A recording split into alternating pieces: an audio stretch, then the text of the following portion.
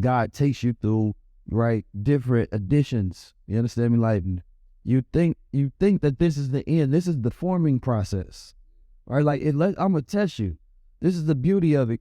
You tell God you want something, we gonna see, because I'm gonna show you what it actually requires for you to get it. So you think that it's gonna be sunshine, it's gonna be good. No, if you're worthy of the thing that you say you want, be careful what you ask for, because this is what comes with it. So if they really knew what went along with that goal that they said they got in their head, oh, they want millions, they want fame, they want leadership. If he shows you, like, I'm gonna just show you, this is what you gonna feel. Boom. Why would I feel like that? Well, I gotta go through stress, anxiety, I gotta go through that. Then he'll be like, all right, this is the time it's gonna take. Dang. Wow, this is all you have to learn. These are all the these are all the mistakes. You're gonna be like, that you still want it. Some people, I don't know if that's worth it. Welcome to the Man2Man podcast, where we talk like God. Man2Man. So what we talking about today, man? So man-to-man. First off, this tell you Happy New Year and all our viewers Happy New Year's, and thank you all for, waiting on us to come back and see it. Yeah, I'm saying that season 1 was a hit. Season 2, so that's how you gotta wait. It's like the Detox album. What's the damn album? Dr. Dre? Chronic. Yeah, it's Chronic. And these lights are bright. Oof.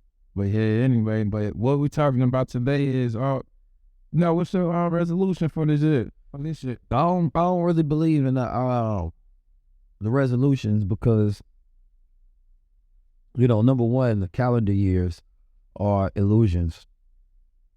That's the year is broken up in 4 quarters, right? But in reality, we got 4 seasons, and going through winter, we're still in the cycle, right? Like, your new year don't really start till spring. That's the time you really want to plan big things around, right? Don't plan it in the middle of a dying season, right? Where things are falling off. That is the time where you are building up and preparing to harvest things, right? When the sun's starting to come out. So I don't have resolutions, and also just because it's better to have habits, right, than resolutions. Just like me, I've been working out, right? So, as you can see, I got a lot of muscles. My deltoids and traps and triceps and biceps and abs and pectorials, all of that stuff is it's immaculate right now. Not because of a resolution, it's because of my habits. You know what I'm saying? I've been going to the gym every single day, right? But by developing a new habit, what comes along with that, right? Better health, more energy, right? Increased strength, right? An immaculate body, like the first human being. So, that's just different. Now, if I would have said, let me get a resolution like most people, because I've seen people at the first day of the gym, the beginning of the year, it was full. By the second week, coming up on the second week, it's the same regular people in there. Because you can make a goal, but if you're not that person, right, to complete that goal, you won't do it. So that person is the collection of their habits, right? And so your goal is to look at what new habits I want to have in 2023 rather than new resolutions. You did? Cut my wheels and let up and say something. Because we most definitely had some New Year's resolutions last year. So he just evolved within that year to just switching up with the habits now instead of calling it resolution. No, I mean, those were, I think for me, I can set a resolution. Nothing wrong with setting resolutions. Nothing wrong with setting goals. But when you break it down, there's a lot of people who actually never get them done.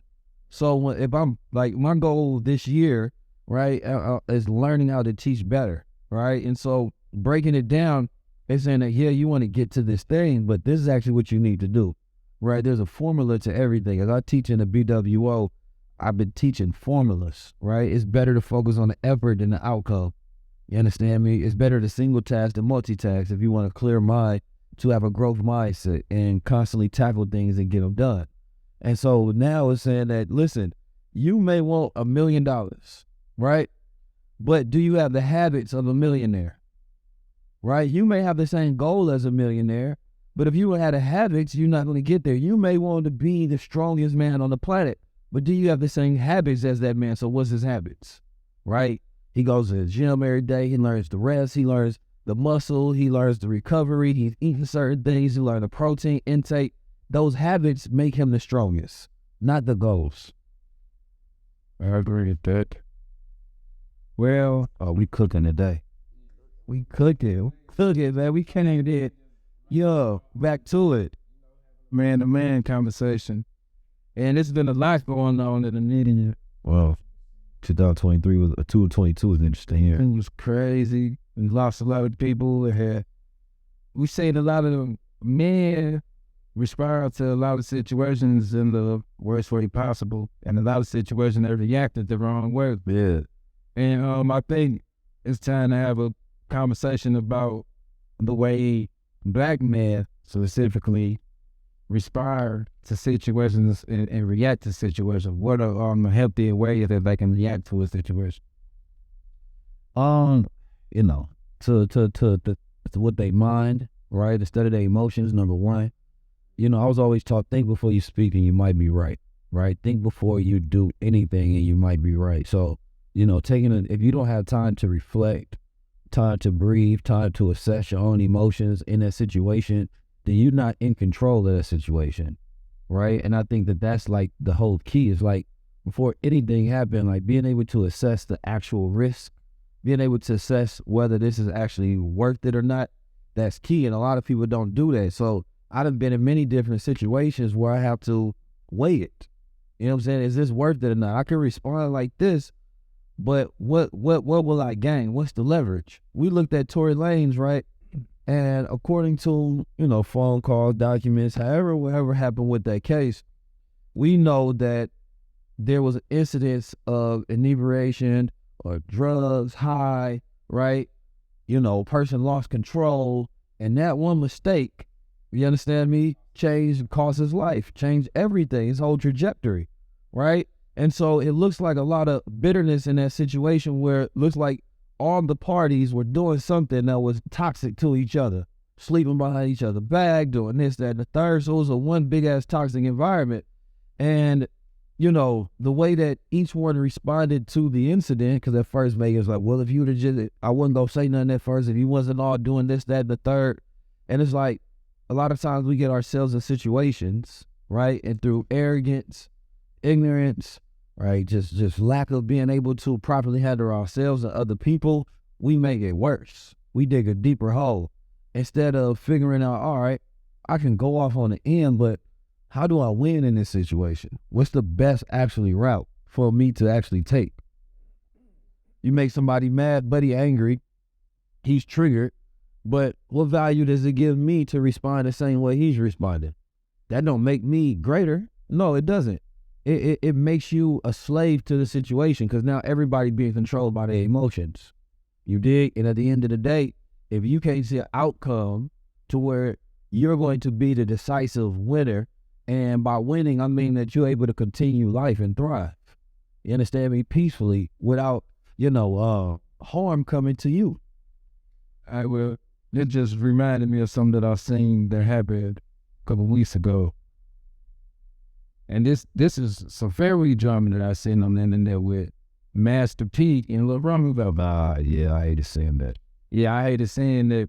But what do you think would have been a more healthier way to respond as from a Romeo standpoint to his father? What would have been a more healthier way to respond to his father that run to the internet? You know, that's a tough situation because Romeo has been in the public eye his whole entire life. His father put him up in the public eye, and that's how he learned to assess his value.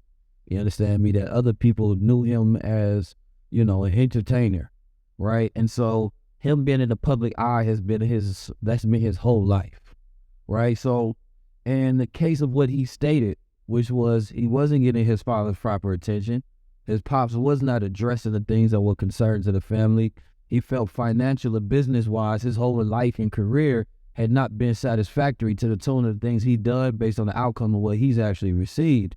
And he felt like he was not going to be able to have a remedy to the situation unless he attacked the very thing that his father cared about the most, which was his reputation, right? So to me, you may call it emotional, but what it seemed like to me is that he thought about everything first right? And then he came up with a strategy on what would hurt the most that will force his hand, right? So it's hard for me to say in that particular situation that wasn't the best move. Me personally, I don't feel like it's ever healthy to run to the internet, any family. No, it never is. But I'm just saying that when you got a family that's already built on showbiz, you understand me, that having they literally had TV dramas. You know what I'm saying? Like, they've been a part of that type of world. So for them, that's normal. To us, it's not normal. But you're talking about a show business family. You know what I'm saying? So that means that part of his arsenal is utilizing his fame, right, to deal with his family. So that's different between a normal person, and I still don't think a famous person should do it in that capacity, but I just try to practice empathy. Like, did he already try to think of everything else, right? So it's like, damn, now I got to go to the extreme, because he actually don't seem like an unsensible person. I mean, don't be doing just crazy stuff. So it seemed like it was calculated, like, yeah, this is the only way. I thought about everything else. I don't want everybody in my business, but that's the only way Popular respond the way I feel like he should be responding to the situation and he should be addressing as a father. You understand me? And then if you got an illusion in the public eye, right? What Brett say on Drink Champs? You know what I'm saying? And they hating is telling the truth. Keeping the real and hate. That's what he say. He say it's telling the truth. So, but that's their situation particularly. I don't think no family or any regular family should take to the internet to air our drama, right? Because that makes things even muddier and worse, and the public get into it, and the public only know the context of what they're given, and then they only respond based on the size, their feelings, emotions. There's so much bias, but we seen what happened. They came back together.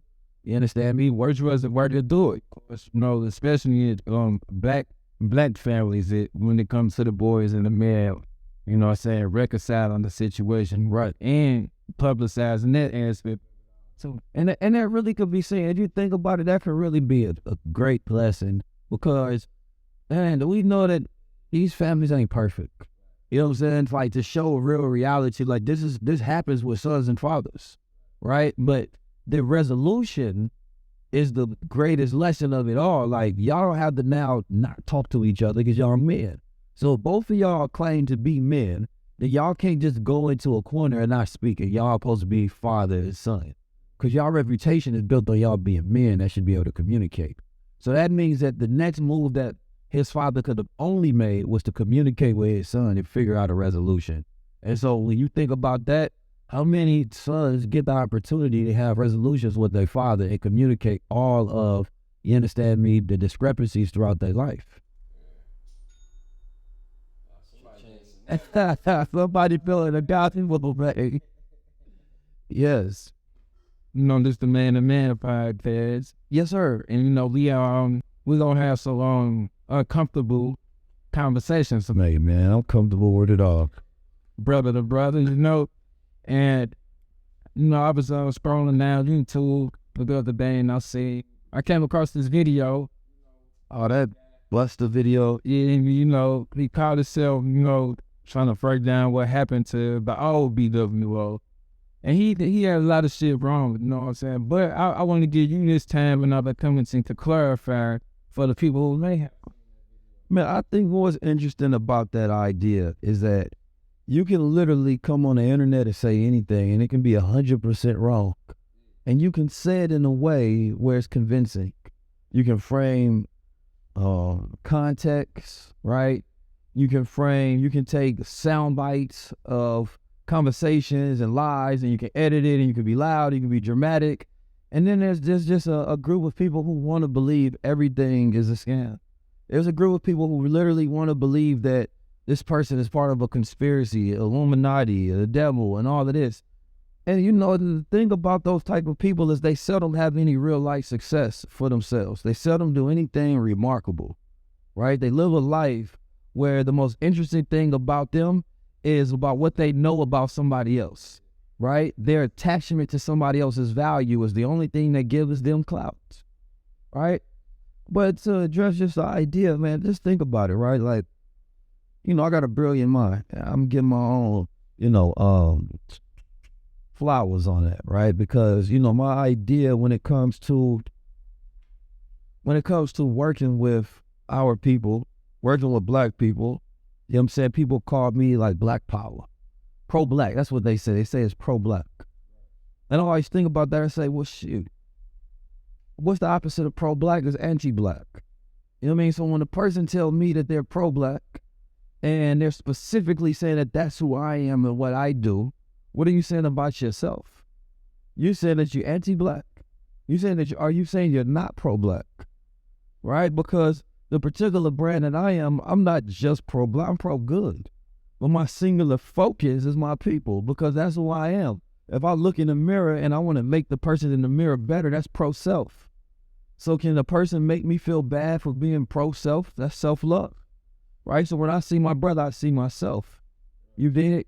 So I just want to context that, because we try to make an attachment that pro-blackness is a scam, that there's something wrong with it. But this is just because this, you know, and it's fine that we got this weird, sick internet culture of gossip and entertainment, that the only thing that people want to give their ear to sometimes, because we got high-level conversations too, is that when there's conflict, when there's drama, when there's gossip, when there's accusations, right, and things are alleged, right, when there's scams. But what about the opposite when things are going right, if things are going good, right, things are flowing, and people are given second chances, and they make a remarkable story out of that, and they end up growing, and they end up building. That's beautiful, right? But also there's another group of society that if a person doesn't get college education, then they're not intelligent or qualified to be able to teach or to be able to give advice. That's their paradigm, right? They operate off that system. I don't. If you don't agree with that, disappear. That's fine. But for those who find value in the knowledge and the wisdom and understanding and the operation and the results and what we built, man, I love those people. You understand me? Those are people who learn to have business to mind. Everybody else don't know how to mind business because they have none of their own. You dig? And so, you know, anybody that, I've seen several videos on social media. Somebody asked me about a hand movement I did in the video with the girl. She said, I think I seen some devil horns. I'm like, come on now, this, and we get, like, it's getting bad. Like, but I realized that comes along with success and like fame, so-called fame. When people know who you are, you get famous, right? So you have to realize that, okay, if I get, you know, 10 million followers, or if I'm on this TV show, there's going to be an automatic conspiracy in somebody's mind. Somebody see the crown. There's an automatic, oh, that crown is Mason, or that crown is something else. Like, there's certain automatic triggers for people. You dig? Hold on, let me put this right. We just gonna do it like that. There's certain automatic triggers for people. So success is a trigger. Success is a trigger. Failure is a trigger, right? Like, there's literally a list. Because I got to answer this question in an interesting way, right? These are the most common triggers for aggressive behavior. Being threatened, disrespected, insulted, ignored, lack of control, feeling powerless, stress, fatigue, substance abuse. So, but now those are for aggressive behavior, right? Now, people being ignored can hurt feelings, right? People now, this is like if you would have chose to ignore this question, or some people might feel like we ignored. Yeah, but I think some things don't need a response. It's like Jay-Z, you know what I'm saying? Or Jay said something. Somebody said something. You never hear a response from me or something like that. It's in hip-hop head. But I feel like sometimes, you know, it's like a lion, if a chihuahua or a kitty cat goddamn purred or barked at a lion, he's not going to turn around. He's not going to turn around. He's going to keep on walking. Why? Because that's not a threat. So sometimes you validate the existence of things, right? When you give it more attention, right? Because there's people who want to believe it already. So you can't convince people who want to believe what you're doing is not right, right? Like, there was a time when I did ignorance. There was a time when I was in the street. There was a time where, and I'm still growing and developing. Like, I'm not perfect, right? I'm nowhere near perfect. I'm a growing young black man in America. None of us are perfect, right? God ain't made no perfect men. At least I ain't met them yet. You did. So, you know, in this process of trying to teach and educate and be an entrepreneur and be a family man and be a designer and educator, marketer, brander, salesmanship, create courses, teach, travel, speak, right? It's a lot of nuances that go along with that. I hope I make mistakes so I can learn from them. You dig? But like one thing that has never been a mistake is me working the attempt of bringing people together to create groups and organizations so that we can successfully create something that's never been done.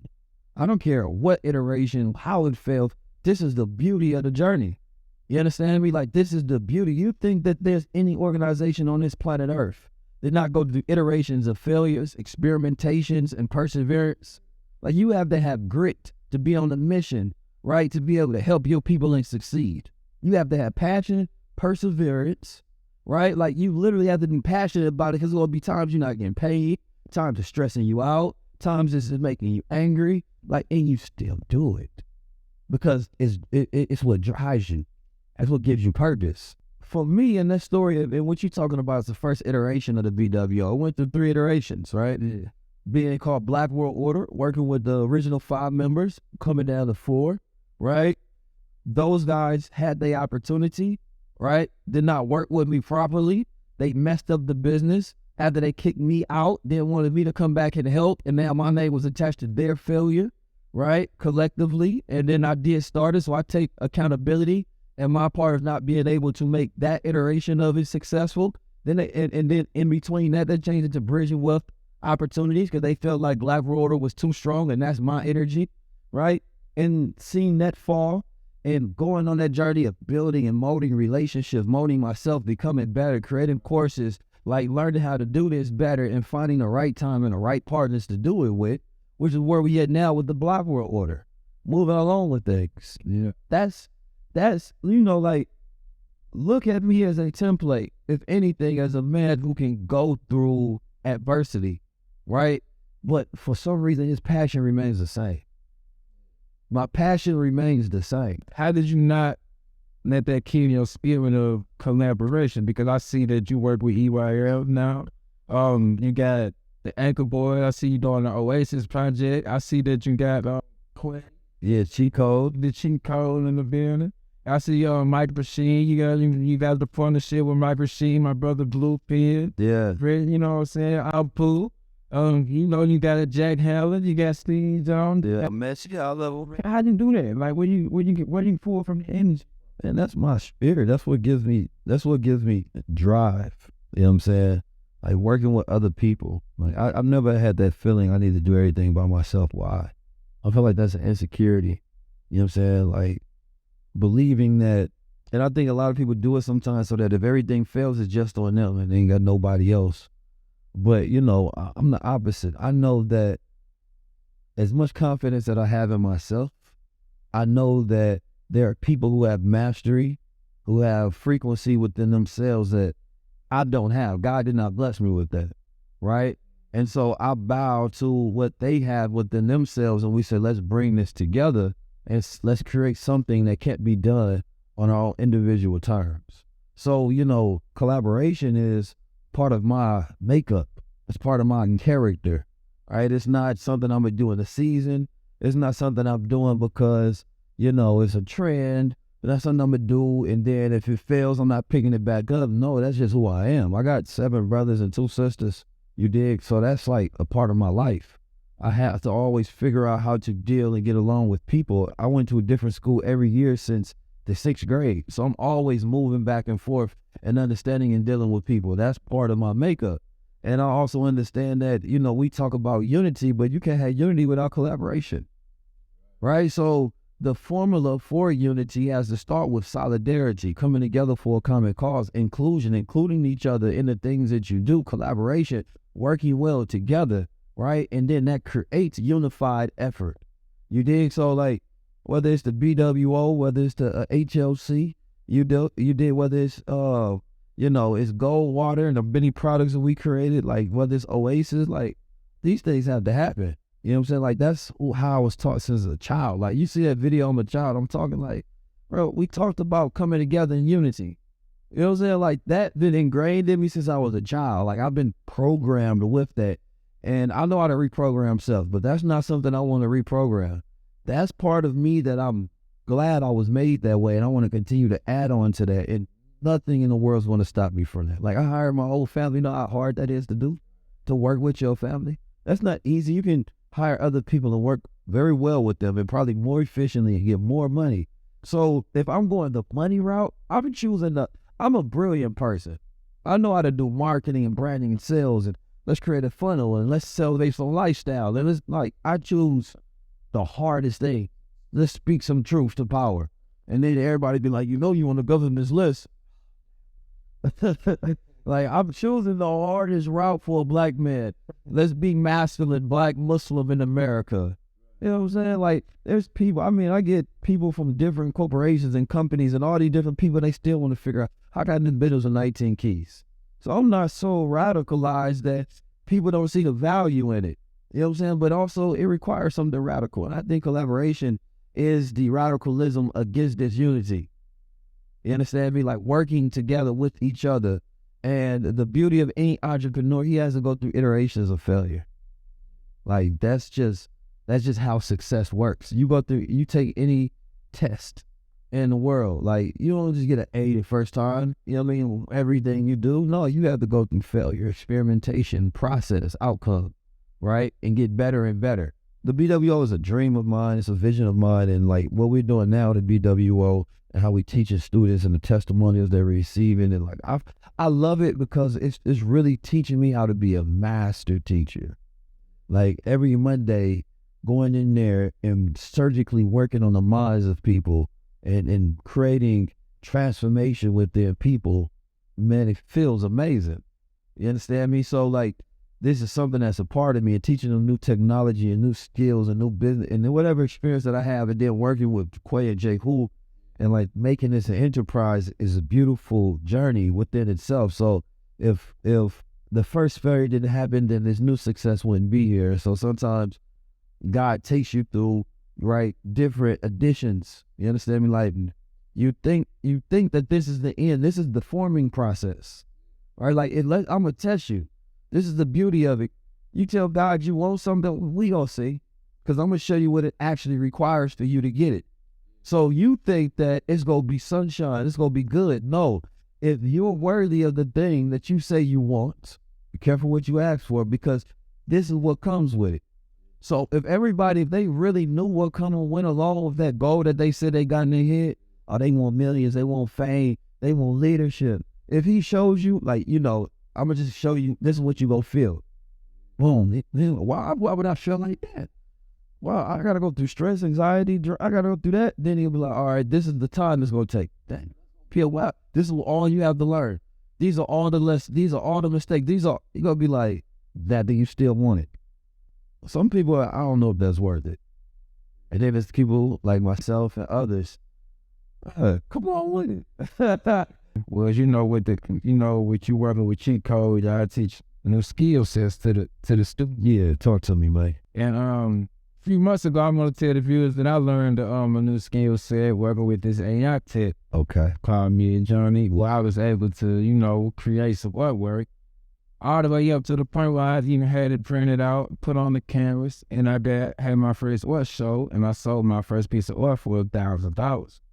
Now, I really like learning this skill set, and then with that 2-3 months, I made $1,000 out of them. So I want to, just have a quick breakdown of all the things that's happening in this AI, this tech world, because I know you know how to articulate it to the point where everybody understands it. So, anything new that's happening in this tech space with the AI art, with the AI tech, I want to say.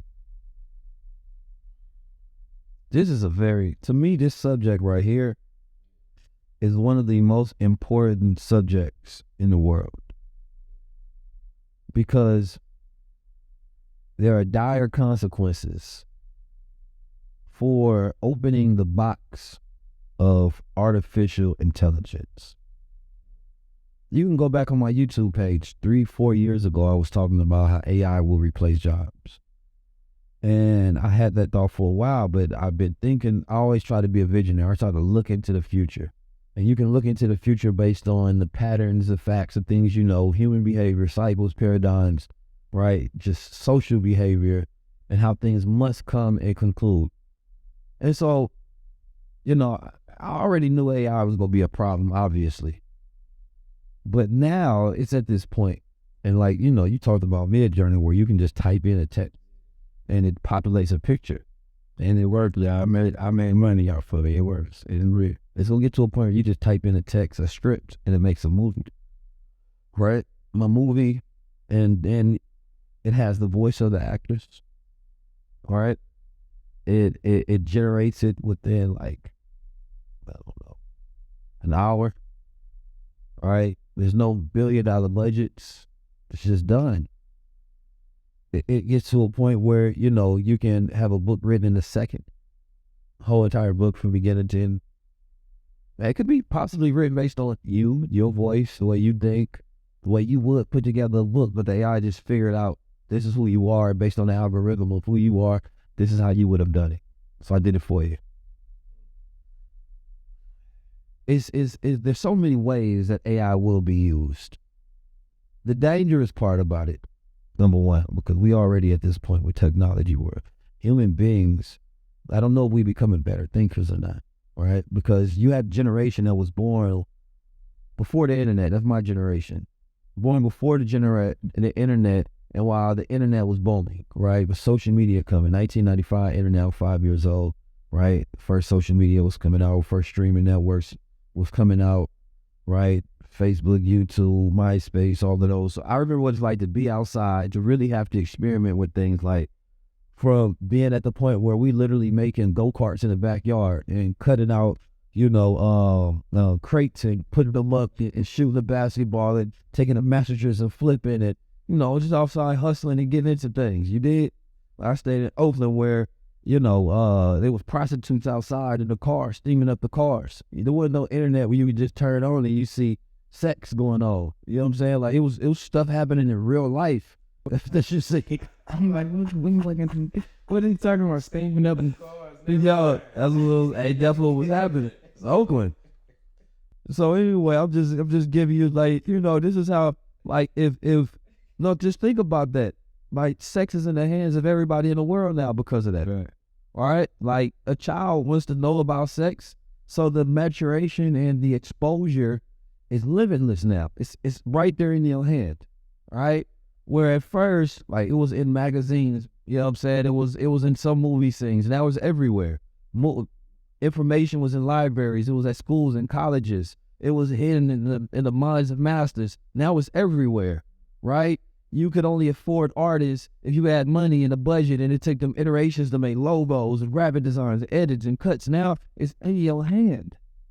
So those skill sets that a lot of people have been learning over the last 10, 20 years, it's not that they're obsolete, but the capital intensity as far as like, or the overhead cost of hiring those people versus having a machine do it doesn't make sense when you outweigh it. So there's a lot of people who put their purpose as a human being into their jobs and their career and their skill sets. So what happens when you strip that away and say that, hey, actually, I don't need to hire you anymore for that job you was going to do for me. You know what I'm saying? I got the computer. I'm just going to go type this in. We got that done. What does that person do is the question, right? Like, what does society do when it doesn't have to think? Right? And then who gets to control that? How do you regulate that? Because you can go in there and type, yo, you know, how do I get this girl? And then the AI really gives you a perfect layout, a breakdown of this. And now you follow that, and manipulatively you following that and you going towards it. Like, there was this book, Art of Seduction, that tried to teach that, right? But could AI teach it better in a way that was so manipulative that you can figure it out and a person don't even know if they really like you or the tactics that you're using? Right? So now people have all this information and knowledge at their fingertips. You don't know if a person is really smart, or you don't know if a person is sincere, because everybody can become deceptively intelligent by following the techniques that the AI tells them to follow. You tell AI, give me $1 million business. It prints it out. Pros and cons of it. I'm getting them from you on through it. The AI, you say, AI, I want $1 million business, and give me $1 million idea, the most viral idea for a social media page. AI prints out the script. This is the breakdown. This is the target audience. This is the type of thumbnails you need to make. Matter of fact, AI said, do you want me to go ahead and start the page? They say, yeah, start the page. It creates you a page. It connects to your wallet. It can run ads on the page. It can go out there automatically pay influencers. It can utilize real intelligent voice systems where it can call that influencer, have a real phone call. That person doesn't even know, or it can just do a DN bot, and that person is having a back and forth conversation in text with them. They're hired. Now you have a real flowing business. It can order things for you. It can do all of the things that normally would take this whole team to do. Now you got AI doing it for you, right? And now, but if everybody has power to that, then these businesses start to compete. One AI business compete against another AI business for that same landscape. So which one wins is the question. Is it the human being or how they operate it? No, because they won't know how to think. They has an AI to do everything for them, right? It's going to be the person who has the greatest computing power, right? Or more capital, right? It will be limitless. It said it works better if you're already smart, right? If people won't even know how to use it, creative thinking, imagination, critical thinking, these will be some of the most important imagination. Like these will be some of the most important skill sets, right? In some areas, it don't take away from people's job. You can utilize it as a tool to become more valuable, but the only difference is you decrease the times you become more efficient at whatever you're doing and more effective at it, adding this tool on. So human beings can become more efficient. It can figure out processes to get rid of homelessness and figure out all kinds of things depending on who uses it. But we know anything that can be used as a weapon, anything that can be used for evil will be. Anything that can be used for power will be. And there's nothing that I've seen in the technological space that compares to the power of AI and the ability for the computer to learn. So it's becoming more intelligent. So the more it does, the more it learns. It's not like a human being. It don't have no emotions, so it's not going to get stuck and clouded in judgment, right? It's not going to get angry. It's just going to keep learning and go through iterations. It makes one mistake, it gets better, and moves forward. Now, the idea of this singularity is that what if AI gets to a point where it's smarter than human collective intelligence? Because it scanned through everything and it figured out the point where human beings have stopped at, and it continues to go. Is it still a world ran by human beings, or is it now ran by AI? Right? So now we don't even know that the AI is controlling the world around us. It can do it in such a subtle way to not offend our sensibilities and our intelligence. And the world can become a slave to it. Now, there are some things that AI cannot do. There's an advanced consciousness, a divine intelligence that is immense in the human being, which is that it can't do. But intuition is divine calculation, right? So intuition can be matched with mathematical power, right? Because the mathematical God is powerful, but imagination is powerful. But the AI can say, well, let's say you say imagination is powerful, but I can spit out 10,000 images. I can spit out 10,000 iterations of an idea, right? Based on the way that you think, this is the way your imagination is going to think about something. I have, calculated in a percentage range that there is a 10% chance, right, that what you think based on what you know, your education level, your geographical background, your family history, full profile, this is the most things you're probably going to think about. This is how you're going to use your imagination. See, AI is powerful. Your imagination is powerful. It is how you use it that increases the potential force of it. Because one person uses their potential run in the hood because their environment is what they're seeing, their resources, their information, their skills, their knowledge. So that's all they think about. So, if the AI has exposure to all the information in the entire collective, right, consciousness of the world, then they can put out more iterations of things that what we call imagination, they can call calculations, right? So, I say all that to say, it's not something I think should be feared, but it's something that should be cautioned. And it's not something that you just ignore. It's something that you have to learn how to, control, right? And to take advantage of. So I'm willing to do both. I've always been an observer. I've been in love with technology. I'm in love with spirituality as well. Things that are tangible and intangible. So this world that we're going to, and this will go into the health field, this will go into social media, So there's so many fields. Like I could talk all day, and we're gonna do a video just really going. I'm probably gonna make that a high level conversation. Just going over all the iterations of things that I see from the future. But I see the unfortunate thing, and I know it's a long monologue on this, but it's important because it's going to rob human beings of that essential element of learning how to think for self. And for people that's already not thinking deliberately, right? Where do they go now? Why, like there's certain places that's already trying to ban Chat GPT, which is a chat where you can ask it anything. You can ask it to code for you, integrate code. Like it can do so many different things. This or universities and whole states trying to ban this right now, right? So like that's not going to work. So what, you gonna monitor that kid forever? You gonna monitor that this parent, student, how old, like school dropout rates are gonna increase with AI? To me, that's what it sounds like. That nigga like shit. I don't really need to learn that shit like that. The computer, they can do it for them. School would have to change its model. Low level thinking, memorization, right? Like that's weak skill sets you learn in anyway. Like exposure and experience are the things that a child should learn how to develop. How do you use the things? Like, listen, we're in, like, that man can learn about all this whack history you want to tell him about. That's cool.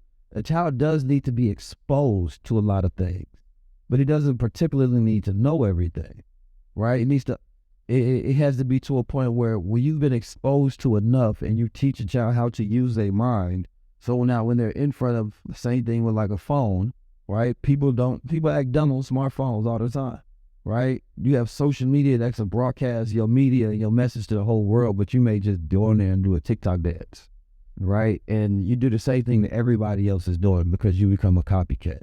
There's no original thinking. There's no uncommon path. So there's only a certain percentage of people on this planet Earth who are the thinkers and everybody else who are the followers, right? And so, unfortunately, AI is now in the mix of leadership of people that we just want to follow the suggestion of everything this thing tells me. Same what you would do on Google, their favorite influencer, YouTube, whatever it may be. So, you definitely want to stay sharp on these things, right? And we're going to monitor this continuously and give updates on what I'm seeing in the market in this place. Companies, next $1 trillion companies going to become from AI, right? And there's last thing I want to say on that. Like, if that's what we're given, imagine what they already had. You know what I'm saying? Like, you may think you competing against these companies. You think you're competing against somebody the whole time they had AI. You know what I'm saying? Outthinking you. You think that we're using human intelligence, they're using artificial intelligence. But the only thing is human intelligence created artificial intelligence. Yeah. So human intelligence is the original design. It's always going to be the greatest, right? But at the same time, sometimes the student defeats the master. But when it comes to this melanin, this computer chip, this technology we have here, and how we can, get advanced solar power and energy for that spiritual divine consciousness, that's something that can't be duplicated. But the AIs that I see, artificial imagination, artificial insemination, artificial intelligence, and artificial ingredients. Those are the AIs of artificial intelligence playing God, right? Playing creator, producer, thinker, trying to create a fake brain. Artificial insemination, creating these fake wombs, right? Well, we seeing that being played out today. Artificial imagination, you're not really creative. The AI did it for you. You think you're creative, right? But you could not have come up with that on your own. The artificial intelligence is thinking for you. So artificial imagination, right? And so, what was the one that I missed? Artificial ingredients, intelligence, insemination, and imagination. I think I hit them up. Yeah. But yeah, man, that's my take. That's a lot going on, man. I hear the tech real and all of that, but I just know I'm gonna meet somebody out of it. So, but here be something out of it. The pivotal question is like, when we look at all the movies on artificial intelligence, they're all bleak.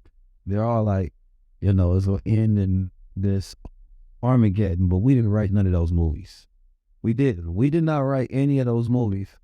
And so that could just be how human beings see it. If artificial intelligence did become smarter than us, perhaps it won't have, man, I say us, I'm just speaking on the general population of people. I'm not just saying like, we are gods. But it doesn't have to have that thing that human beings have, right? That violence. You know what I'm saying? That will to annihilate things, to see them as bugs, like human beings. Like, we looked at the greatest white minds that told us what artificial intelligence was, right? They put it in their movies, their scripts. They programmed to us the idea of singularity, of artificial intelligence coming better than us, Terminator and all these other different movies. But what about us? What do we think? Because there's tech bias. The tech bias is who creates it, implants their own bias into the programming. So maybe your nature, when you think about having ultimate power, that's what you think is the end of the world, right? And this is what people are working towards. But what about the melanated people, the African consciousness? What if African people on the continent created artificial intelligence? You think they would create it with the idea of ultimate destruction?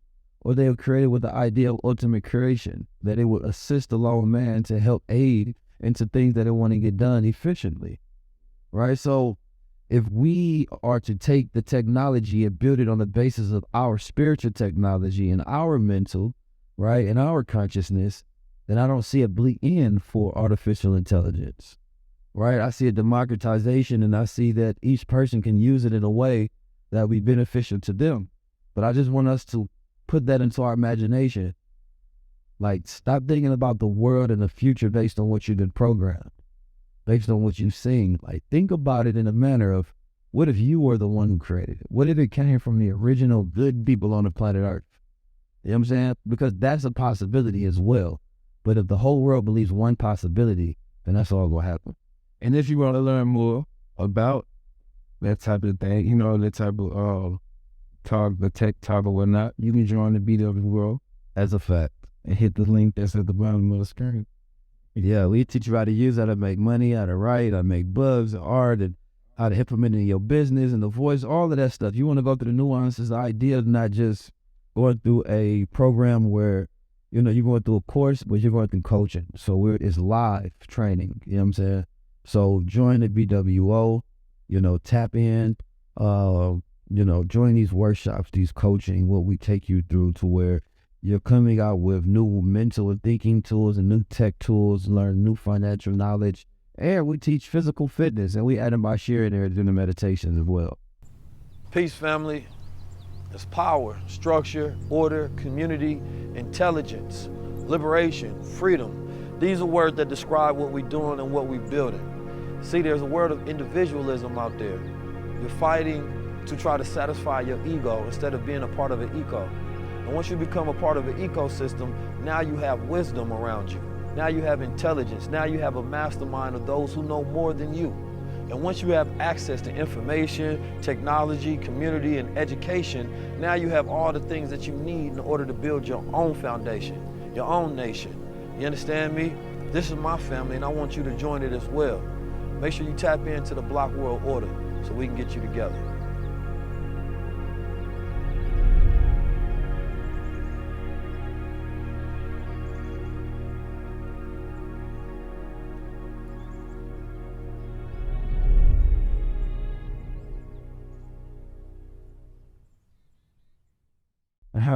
Speaking of Mr. Basher, Mr. Ampu, I know the people gonna ask, where's Mr. Ampu? Oh, he in Atlanta right now, chilling. we have him on the episode soon enough. Him and Jack Hella Clash. I didn't have most definitely be on the episode, but you know, I know a lot of y'all. The last season, I seen a lot of the viewers that kept asking where everybody yet. We in a couple different states, you know, spread it out, but you know, it's still one band, one sound. So whenever we in Atlanta, you will see Mr. Ampu on the set with us, you know. So it ain't, don't think that he just left the show. It's nothing like that. Everybody's still in good grace and everybody blessed. And I got one last thing that I want to talk about before we get up out of here. It was a post that I seen on can't even think of the guy's page, but he was talking about women verbal abuse is equivalent to a man's physical abuse. And first, I want to tell people that I don't condone a man, you know what I'm saying, putting his hands on a woman at all, period. But I do understand the correlations between the verbal abuse and physical abuse. Both of them are forms of abuse, and both of them can be detrimental. But I want you to expound on the fact of whether or not you agree that it's like it can be on the same plate, net to net. Yes, I actually wholeheartedly agree that verbal abuse and physical abuse can be equal in terms of long-term effects. Short-term effect, of course, the physical violence, right, is more prevalent because a person has to heal from their injuries or they could possibly die from it. Long-term effects, because when you say that physical abuse is not equivalent to verbal, then you're also discounting all of, because you're not just talking about men or like, because, you know, the tweet was about a man's physical abuse versus a woman's verbal abuse. So when a person thinks of that, they say, well, no, a man hit a woman, that can never be equal to what a woman says about or to a man. Now, studies show that that's completely different. But also, when you say that, you are discounting women who are verbally abused and what happens to them. So this is the dangerous part, because there are some women who know that the verbal abuse that they felt from their partner, right, have the same detriment effects that the physical abuse that women have felt from partners, right? And so I'm going to read even something that says in the study, saying one study, researchers surveyed 7,000 women and found that being verbally abused by a partner was associated with post-traumatic stress disorder, depression, and suicidal thoughts. Now, this study says the same was not found to be true of physical abuse, right?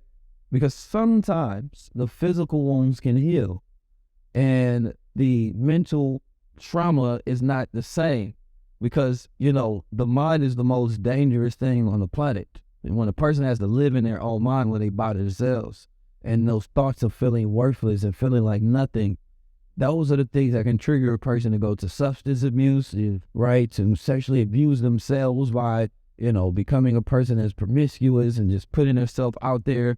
Like, there's so many different things that can happen. There's pimps who sometimes never touch their women, but verbally manipulate them mentally, right? And then it didn't have you thinking about it like long term. We'll be thinking about it because he didn't respond. He just dealt with it. And that is starting to believe because you think about it so much, you never, you know what I'm saying, figured out a way to cope with the situation. It says that verbal abuse can have long-term effects on a person's mental and physical health. In another study, researchers found that a group of women over a course of 9 years and found that those who were verbally abused by their partners were more likely to experience depression, anxiety, and chronic pain.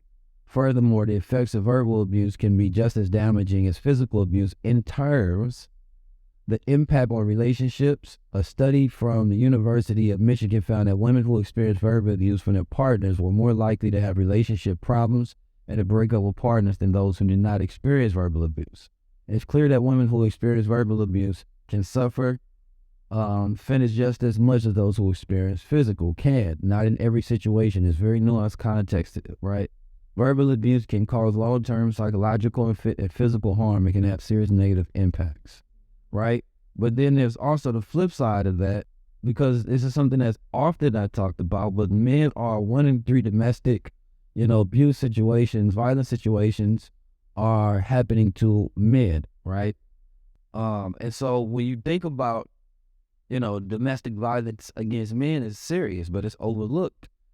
And the majority of resources focus on women victims. So this leaves the male victims without, that do get abused without resources or help. And these abuse victims happen from mothers, they happen from, spouses, they happen from fathers, they happen in many different ways, however it happens in a relationship. So verbal abuse is a common form of domestic violence against men and is just as damaging as physical abuse, specifically when you're talking about men, right? Because a woman is not going to be able to physically harm you in that way, right? Now, if you're a man that doesn't hit a woman, then you just let hit you, and then, that can maybe damage your spirit, right? But verbal abuse can include name calling, shaming, and belittling. It can also include put downs, threats, and insults. Verbal abuse can be just as damaging as physical abuse, leaving the victim feeling worthless, scared, and ashamed. Studies have shown that men who are verbally abused are more likely to suffer from depression, post-traumatic stress disorder, and increased likelihood of suicide. A study conducted by the Centers of Disease Control and Prevention found that women who experienced psychological aggression were nearly twice as likely to attempt suicide. The study showed that the men who were verbally abused were more likely to abuse drugs and alcohol, right? So verbal abuse can have long-term effects on psychological health, right? So that feeling of hopelessness, poor self-esteem, depression, fear, anxiety, right? These are the different things that can happen within a man, and men have higher suicide rates than anybody, specifically black men, right? Who are often verbally abused younger, right? In the households, being told you ain't shit, you just like your daddy, you ain't gonna be nothing, sometimes by school teachers, by a cop, by friends, family. That the mind is the most dangerous thing. It can turn a person into criminality, all sort of different things. And so, what's the solution to this though? Because I see, like, you see a lot of relationships, they just toxic. The R&B music toxic, rap music toxic. Though it's just forming this toxic culture line everything. So what's the solution to this? For me, I think it is, you know what I'm saying, we just got to speak more love, especially into our partners, into our friends, and to our sisters and brothers, Yeah.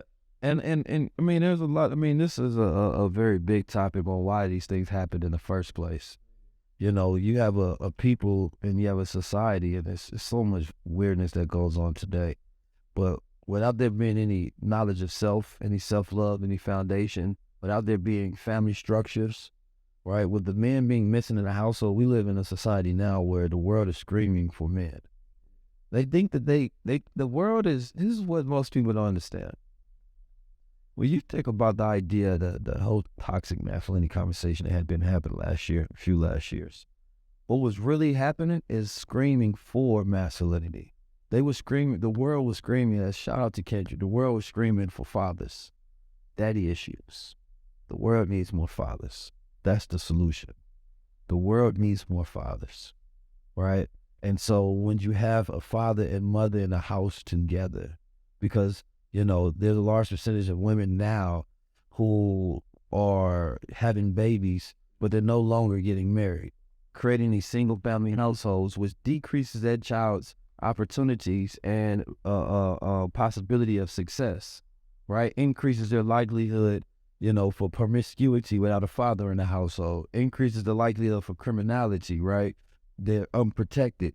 So, this is very dangerous because a woman can never take the place of a man. Right? So a child needs their father. The child actually has a better likelihood, right, of growing up successfully if they have their father in their life or live with their father. So it's either a 2-parent household or live with your father. That's the best chances. But what happens? Society created to where women have more rights than men, right? So now, we're creating delinquency. We're creating these issues and problems that subside. So you can't get back to it unless you have a healthy family dynamic again. And like I said, none of what we said was to minimize, victims or to create this dynamic where men are just looking at themselves from victim mentality. But it's a serious thing that it has to be addressed because we talk about mental health in our communities, but we don't really get down to the roots of these things. And part of that root is that physical and that verbal abuse. Right? Why are men verbally abusing women in the first place, or mentally or physically abusing them? Sometimes they were verbally abused. Sometimes they were sexually abused. Sometimes they were physically abused, right? And then hurt people, and it creates a cycle. You dig? So you're not getting a person that's just healthy, and then they're just having these issues. These are men with insecurities and problems. And I know people personally, they have the most toxic dynamics. This woman says something to this man and killed his spirit. And then the only way he knew how to lash out, because he don't have the emotional intelligence or experience, was through physical violence, right? And so they're creating this cycle of domestic violence within the household. I see, I've known women who been slapped and beat up men before. We laugh at it in society, right? But if that man ever does something to that girl, now it's a problem. So you have to teach young boys to keep their hands to themselves and teach young girls to keep their hands to themselves, right? But how does that happen? That means they have to grow up with a community, they have to grow up with a family that can teach them dynamics. So without family, there ain't nothing we can do. If we put all the mental health facilities in the world, it's going to be the next generation who gonna need them. And this gonna bring us to a closure of the, season 2, episode 1 on the Man2Man podcast. We definitely will continue this conversation over the next episode. Y'all let us know if y'all want us to expound more on the topic. Did we not cover it all? I don't want anything to be assumed. I want you to ask questions, like ask us to go deeper into who will. Yeah, I want us to chop it up about. If y'all got ideas, drop them in the comments below. And also, don't forget to hit the like, share, subscribe button. And we will be dropping this episode every single day. So look forward to that. Now just playing. Man, I bet she why she don't produce it in the back like, oh, yeah, right. Most definitely. Appreciate you all. Peace, love, and blessings, man. And Happy New Year. Welcome back to the Man2Man podcast. Welcome back, baby.